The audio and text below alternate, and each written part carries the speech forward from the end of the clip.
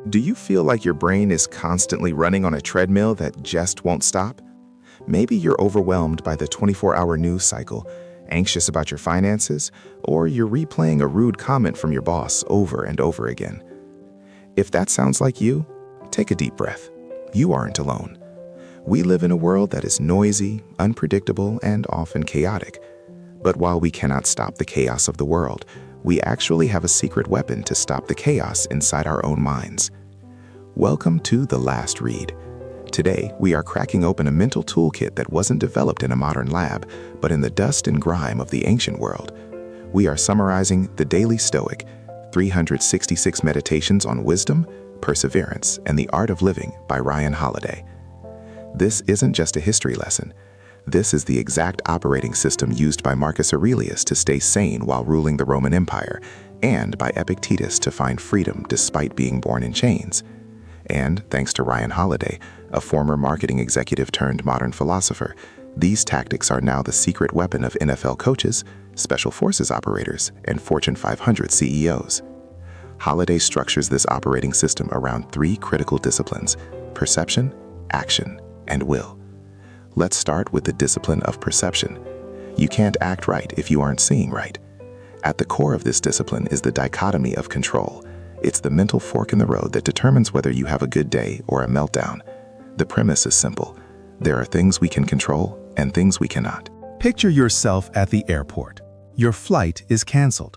You have zero control over the weather or the mechanical failure. If you scream at the gate agent, you are trying to control the uncontrollable. You're just ruining your blood pressure. The Stoic realizes the flight is gone. That is the objective reality. They focus only on what is within their power, their reaction, their emotions, and booking a new ticket. As Epictetus said, it is not things that upset us, but our judgment about things.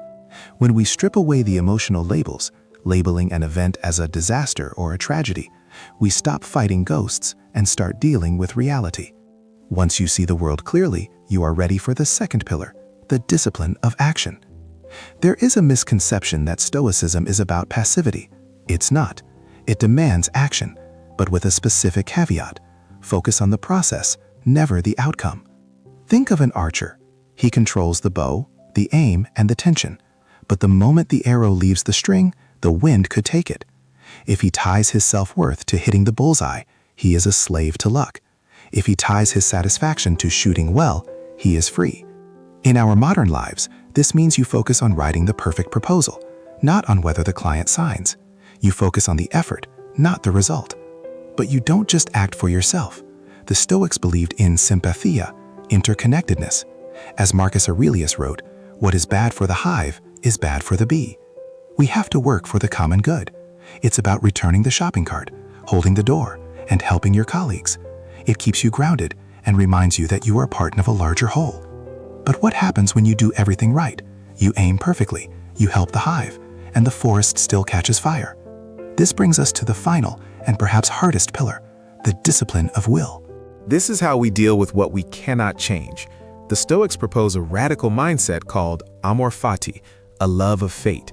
Don't just tolerate adversity, embrace it. Imagine a blazing fire. If you throw a log into it, the fire doesn't go out, it consumes the log. It gets stronger because of the obstacle. Did you get stuck in traffic? Good. It's a chance to practice patience. Did you lose your job? Good. It's a chance to reinvent yourself. You stop judging events as bad and start seeing them as fuel.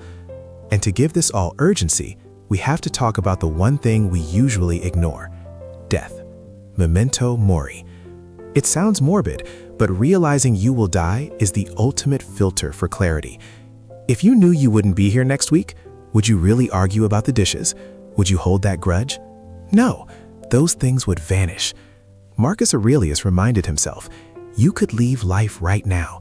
Let that determine what you do and say and think. So, how do we put this all together into a Stoic day? It looks like waking up and realizing you don't control the world, but you control your mind. It means using perception to see a traffic jam not as a personal insult, but just as cars on a road. It means using action to do your work with excellence, regardless of the applause. and it means using will to accept whatever life throws at you, turning every obstacle into fuel for your inner fire. The Daily Stoic isn't a book you read once. It's a muscle you have to train. But if you do, you build an inner fortress that nothing can shake. This has been The Last Read. If you want to build this library of wisdom in your own life, hit that subscribe button right now. We have plenty more books to explore. Go out there, keep your head, and seize the day.